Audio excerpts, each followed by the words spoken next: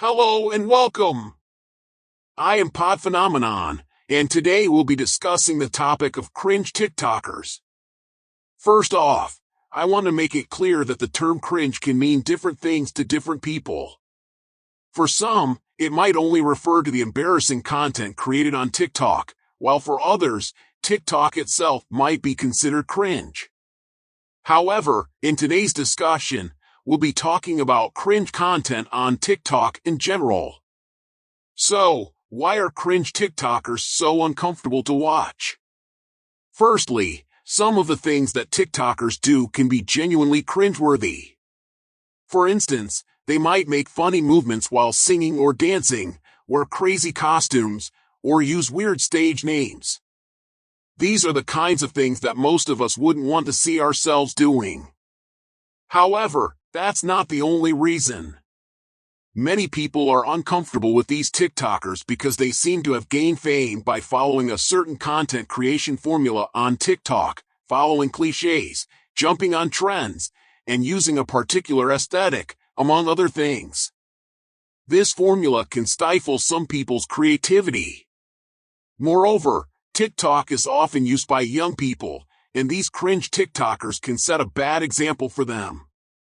Often, the things that these TikTokers do ignore our culture's values or norms, and may encourage young people to imitate negative behaviors.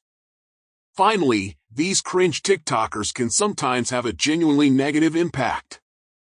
Especially young people who want to become social media influencers may try to gain followers by emulating cringe TikTokers and end up putting themselves in more embarrassing situations.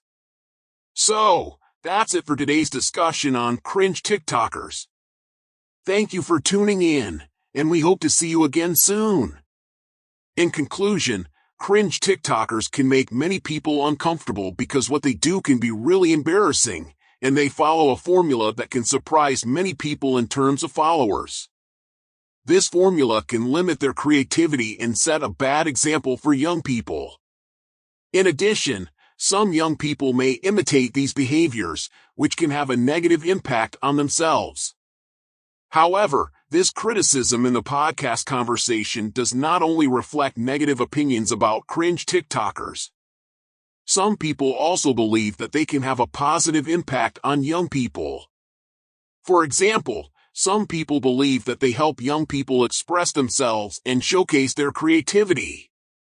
Additionally, cringe TikTokers generally produce entertaining and cheerful content, which can help many people find morale during difficult times. In this podcast, when talking about cringe TikTokers, it is important to understand that there are both positive and negative views on this topic. You may not like a particular content creator, but that does not mean that others share the same opinion. What is important is to gain a broader perspective on the topic by listening to different views before criticizing something. At this point, we have come to the end of our discussion on cringe TikTokers. Hopefully, by listening to different views on this topic, you have gained a broader perspective. Again, this is Pod Phenomenon, and I'll see you in the next podcast. Goodbye. Goodbye. Goodbye.